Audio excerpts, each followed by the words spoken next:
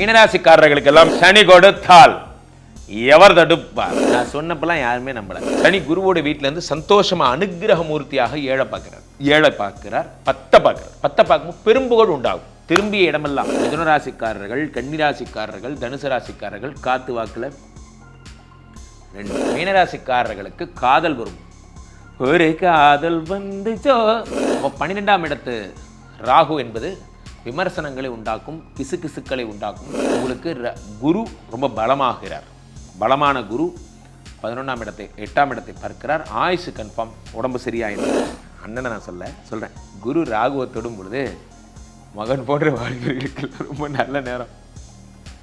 மாத்திரையே வேணாம், குரு வந்துட்டார், எல்லாம் சரியாயிடும்.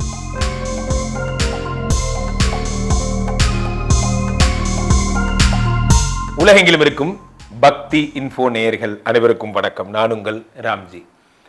குரு பெயர்ச்சி வரப்போகிறது. இந்த குரு பெயர்ச்சி வருகின்ற மே 14ஆம் தேதி நடக்கவிருக்கிறது. குரு பகவான் ஒவ்வொரு வருடமும் ஒவ்வொரு வருஷத்தும் ஒவ்வொரு ராசிக்கு செல்வார். இது எல்லாருக்கும் தெரியும். ஒரு ராசியிலே 365 நாட்கள் இருக்கக்கூடிய குரு பகவான் இந்த வருடம் ரிஷபராசியிலிருந்து மிதுன ராசிக்கு செல்லுகிறார். ரிஷபம் என்பது சுக்கிரனுடைய ராசி. இந்த சுக்கிரனுடைய வீட்டிலிருந்து அடுத்து புதனுடைய வீடாகப்பட்ட மிதுன ராசிக்கு செல்லுகிறார். இந்த மிதுனம் என்பது என்ன அப்படின்னு பார்த்தீங்கன்னா, உங்களுக்கு காலபுருஷ தத்துவத்தின்படி 3ஆம் இடம். இந்த 3ஆம் இடத்திற்கு குரு பகவான் செல்லுகிறார். இந்த மிதுனம் அப்படிங்கிற வீட்டில் குரு பகவான் 1 வருட காலம் சஞ்சரிப்பார். மே 14 துவங்கிய இந்த குரு பகவானுடைய பிரயாணம் அடுத்த வருடம் மே 14 வரை இதே புதனுடைய வீட்டில் நிலைத்திருக்கும். புதன் அப்படின்னாலே டிஜிட்டல் கார்டுன்னு பேர். இந்த டிஜிட்டல் அப்படிங்கிறது என்னன்னா, ஒரு ஒளி மற்றும் ஒளி அமைப்பை சார்ந்த ஒரு மீடியா, நுண்ணறிவு போன்ற விஷயங்கள் எல்லாம் இந்த புதனுடைய வீடு. புதன்னாலே வித்யாகாரகன்னு பேர். படிப்பு சார்ந்த ஒரு பேக்ரவுண்ட் உடையவர் புதன். அந்த வீட்டில் குரு பகவானும் அதே மாதிரி தான், அதே கேரக்டர் தான். படிப்பு இந்த மாதிரி இது எக்ஸ்போசர் எல்லாம் உடையவர் தான் அந்த குரு. அந்த குரு புதனுடைய வீட்டிற்கு செல்லும் பொழுது நிறைய குழந்தைகள் படிக்க போகிறாங்க, நிறைய பேர் நிறைய விஷயங்களை கற்றுக்க போகிறோம். இந்த வருடமே ஒரு அறிவின் வருடமாக கருதப்படுகிறது. குரு பயிற்சி இந்த வருடம் நடக்கின்ற இந்த ஒரு பொன்னான தினத்திற்காக உலகமே ஏங்கி கொண்டிருக்கிறது. காரணம் என்னவென்றால், உலகத்தில் இருக்க எல்லாருமே இந்த குரு வந்தாதான், ஒரு கல்யாணம் ஆனால் கூட குருபலம் வந்தாச்சா, குழந்தை பிறக்கிறதா இருந்தாலும் குருபலம் இருக்கா, ஒரு வீட்டில் நல்லது கெட்டது நடந்தாலும் குருபலம் இருக்கிறதா என்று கேட்டுத்தான் பழக்கம். எல்லாருக்குமே குரு என்பது ஒரு சுபகாரியங்களை செய்வதற்கான ஒரு கடவுளாக அவர் கருதப்படுகிறார். தேவகுரு பிரகஸ்பதி என்பவர் பொன்னார் மேனியன் எனக்கூடிய தங்கமாக கருதப்படுகிறார். குரு பகவானுடைய பெயர்ச்சி என்பது உலக அளவில் உற்று நோக்கப்படுகிறது. காரணம், குரு வந்தாதான் கல்யாணம் ஆகும், குரு வந்தாதான் எந்த நல்ல விஷயமும் நடக்குங்கிறதுல எல்லாருக்கும் மாற்று கருத்தே கிடையாது. ஜோதிட சாஸ்திரத்திலே 2 விதமான பயிற்சிகள், ஒன்று சனி பயிற்சி, ஒன்று குரு பயிற்சி. சனியை வில்லன் பயிற்சி மாதிரியும் குருவை ஹீரோ பயிற்சி மாதிரியும் நம்ம பார்த்தே பழகிட்டோம்.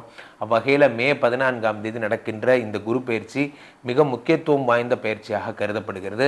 யார் யார் ராசிக்கெல்லாம் குரு பகவான் குபேர வளங்களை அள்ளித்தரப்போகிறார், யார் யார் ராசிக்கெல்லாம் குழந்தை பிறக்க போகுது, யார் யாரெல்லாம் சிறப்பாக வெளிநாடு செல்ல போகிறார்கள் போன்றவற்றெல்லாம் ராசி ரீதியாக ஒவ்வொரு ராசிக்குமாக பார்த்து விடலாம். மீனராசிக்காரர்களுக்கெல்லாம் முக்கியமான எல்லா கிரகங்களும் அந்தந்த நிலத்திற்கு தன்னிலை பெற்றுவிட்டது என்று கொள்ளலாம். காரணம் என்னவென்றால், உங்களுக்கு என்னன்னா, சனி உடம்புலே வந்துட்டார். சனி கொடுத்தால் எவர் தடுப்பார்? சனி உடம்புல உட்காந்து 3, 7, 10 பார்க்குறார். நான் சொன்னப்பெல்லாம் யாருமே நம்பலை. ஃபாரின் போவீங்க. நான் போனேன், அதனால் சொல்கிறேன். மீனராசிக்காரர்கள் நிச்சயம் ஃபாரின் போவீங்க. ஃபாரின் சான்ஸ் ட்ரை பண்ணுங்கள். You will definitely go to foreign. சனி குருவோட வீட்டிலேருந்து சந்தோஷமாக அனுகிரக மூர்த்தியாக ஏழை பார்க்கிறார். 10 பார்க்கும்போது பெரும்புகழ் உண்டாகும். திரும்பிய இடமெல்லாம் உங்களுடைய பேர் தான் அப்படிங்கிற மாதிரி. 10க்குடைய குரு 4ஆம் இடமாகப்பட்ட புதனுடைய வீட்டில் டிஜிட்டல் கார்டுன்னு பேர். புதன் அவர் வீட்டுக்கு செல்லும் பொழுது இந்த இன்ஸ்டா, யூடியூப் அதெல்லாம் நல்ல பேர். அதாவது தொழில் டெவலப் ஆகிறது. எப்பயுமே குரு இந்த வருடம் எல்லாருக்குமே அப்படி தான். புதனுடைய வீட்டில் இருக்கும்போது டிஜிட்டல் கார்டாக செயல்படுகிறார். 4ஆம் வீடு என்பது கேந்திர பலம். புதனுடைய வீடு, புதன்னா இரட்டை. எப்பயுமே ஒன்று சொல்லுவேன், மீனராசிக்காரர்கள், மிதுன ராசிக்காரர்கள், கன்னிராசிக்காரர்கள், தனுசு ராசிக்காரர்கள் காத்து வாக்கில் 2. அப்போது சுக்கிர பகவான் உச்சம் பெற்று ராசியிலே உட்காந்துருக்கார். மீனராசிக்காரர்களுக்கு காதல் வரும். ஒரு காதல் வந்துச்சோ.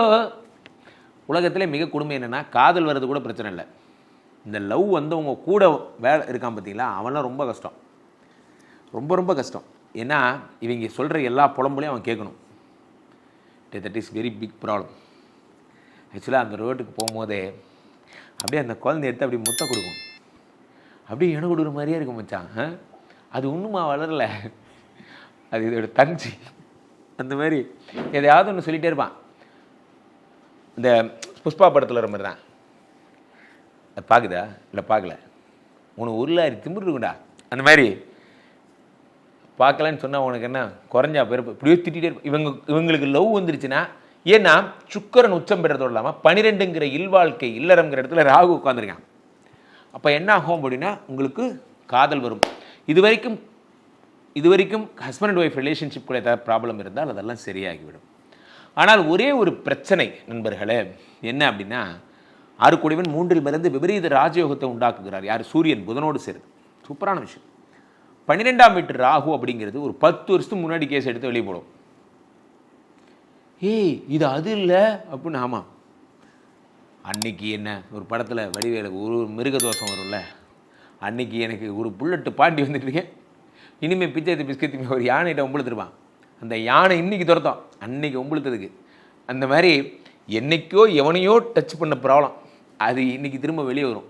அப்போ 12ஆம் இடத்து ராகு என்பது விமர்சனங்களை உண்டாக்கும், கிசுக்களை உண்டாக்கும். ரொம்ப ஜாக்கிரதையாக இருக்கணும். சோஷியல் லைஃப்பில், பப்ளிக் லைஃப்பில் இருக்கிறவங்க ரொம்ப ஜாக்கிரதையாக இருக்கணும். வார்த்தைகளை ரொம்ப ஜாக்கிரதையாக பிரயோகம் பண்ணணும். ஒரு சின்ன வார்த்தை தப்பாக சொல்லி எல்லா புகழையும் இழந்தவர்களெல்லாம் நான் கண்ணால் பார்த்துருக்கேன். அதனால் அது வந்து ரொம்ப you need to be most careful during your public activities.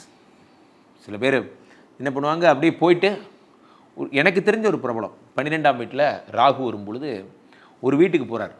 இவரோட வேலை என்னென்னா, அந்த வீட்டில் அவங்க ஹஸ்பண்ட் ஒய்ஃப் 2 பேர் இருக்காங்க, அவங்களுக்கு ஒரு மரியாதை பண்ண போகிறாராம். ஒரு மரியாதை பண்ணுற பேர் வழின்னு என்ன பண்ணிட்டார், ஒரு மாலை எடுத்து அந்த ஹஸ்பண்டு கழுத்தில் போட்டு இன்னொரு மாலை எடுத்து அவர் ஒய்ஃபு கழுத்தில் போட்டார். யோ, அவர் பொண்டாட்டி கழுத்தில் நீ மாலை போடக்கூடாதுரா. ஒரு பெரிய பிரச்சனையாகி என்ன பண்ணுறதுன்னு தெரியாமல் பண்ணுறது. 12ஆம் இடத்து ராகு என்ன பண்ணுறாருன்னா, விமர்சனங்களை உண்டாக்குறதுக்காகவே எதையாவது ஒன்று பண்ணுறது. ஸோ அதுக்கப்புறமா சமாதானப்படுத்தி தெரியாமல் பண்ணிட்டாருங்க என்று சொல்லி அது மாதிரிலாம் 6 கூடிய சூரியன் உடம்புல இருக்க வியாதியெல்லாம் சரியாக போய் நல்லா ஃபிட்னஸ் ஆகும் உடம்பு. 4ஆம் இடத்துல குரு பகவான் வரும்பொழுது குழந்தை கிடைக்க போகுது. மீனராசிக்காரர்களுக்கெல்லாம் மே மாதம் புத்திர பிராப்தி கன்ஃபார்ம். காரணம் என்னவென்றால், உங்களுக்கு குரு ரொம்ப பலமாகிறார். பலமான குரு 11ஆம் இடத்தை 8ஆம் இடத்தை பார்க்கிறார். ஆயுசு கன்ஃபார்ம், உடம்பு சரியாயிடும். 10ஆம் இடத்தை பார்க்கும்போது தொழிலில் நிறைய நற்பெயர்கள் எடுப்பீர்கள். 12ஆம் இடத்தை பார்க்கும்போது இல்வாழ்க்கை தாம்பத்தியத்தை எல்லாம் குரு பார்க்கும் பொழுது செக்ஷுவல் ப்ராப்ளம்ஸ் ஹஸ்பண்ட் ஒய்ஃப்குள்ளே இருந்தால் அதெல்லாம் சரியாயிடும். நிறைய பேர் வந்து அந்த ப்ராப்ளத்தெல்லாம் நம்ம சொல்கிறதே கிடையாது. அது காரணம் என்ன அப்படின்னு பார்த்தீங்கன்னா, இன்றைக்கி எப்படி சைக்காலஜிக்கல் ப்ராப்ளம் இன்றைக்கி தான் டிஸ்கஸ் பண்ணுறோம். இதுக்கு முன்னாடி சைக்கியாட்ரிஸ்ட்டை போனால் அவன் பேர் மென்டல் டாக்டர். நம்ம பேஷண்ட்டும் போனால் நான் என்ன மென்டலா அவர்கிட்ட போய் கூப்பிட்டு போகிறேன் அப்படிங்கிறது. யோ அப்படி கிடையாது, மனநல மருத்துவர் அவர். அதை நம்ம ஏற்றுக்கிறதுக்கே இப்போ தான் ஏற்றுட்ருக்கான். அந்த மாதிரி தான் செக்ஷுவல் ப்ராப்ளம்லாம் கூப்பிடக்கூடாது. இப்போல்லாம் இப்போ டெஸ்ட்டே எடுக்க மாட்டேங்கிறாங்க. குழந்தை பிறப்பில்னா ஆண்களுக்கு டெஸ்ட் எடுத்து அது பெரிய அசிங்கமாக நினச்சிக்கிறாங்க. இப்போ 12ஆம் இடத்தை ராகுவும் குருவும் சேர்ந்து பார்க்கும் பொழுது இல்லற வாழ்க்கையெல்லாம் சுகமாகும். அதனால் என் மகன் போன்ற வாலிபர்களே, அண்ணனை நான் சொல்கிறேன், குரு ராகுவை தொடும் பொழுது மகன் போன்ற வாலிபர்களுக்கு ரொம்ப நல்ல நேரம். மாத்திரையே வேணாம், குரு வந்துட்டார், எல்லாம் சரியாயிடும். சந்தோஷமாக இருங்க, சரிங்க. நம்ம சேனலை பார்க்குற வரைக்கும் உடம்புல பிபி சுகர் எந்த ப்ராப்ளமும் வராது. அது என்னோடய பதிவுகள் பார்க்கும்போது எல்லாம் சரியாயிடும். எல்லா வாழ்க்கையில் ஒரு விஷயம் தானேப்பா, அதுவே தெரியாது. மாத்திரை தொலை மிச்சமா இல்லையா? ஸோ கீழே போயிட்டு 2 நம்பரை கூப்பிடுங்க. உங்களுடைய சொந்த ஜாதகத்தை பார்த்துக் கொள்ளுங்கள். உலக புகழ் வாய்ந்த நமது ஸ்ரீமடம் இந்தியா இப்பொழுது ஸ்ரீமடம் மலேசியாவிலும் துவங்கவிருக்கிறது. அதனால் மலேசியா வாழ் நண்பர்களும் என்னை புக் பண்ணிக்கோங்க, நேரடியாக வந்து சந்திக்கலாம். மலேசியாவிற்கு வாரம் ஒரு முறை வருகிறேன். மீண்டும் ஒரு நல்ல பதிவில் சந்திப்போம். நன்றி, வணக்கம்.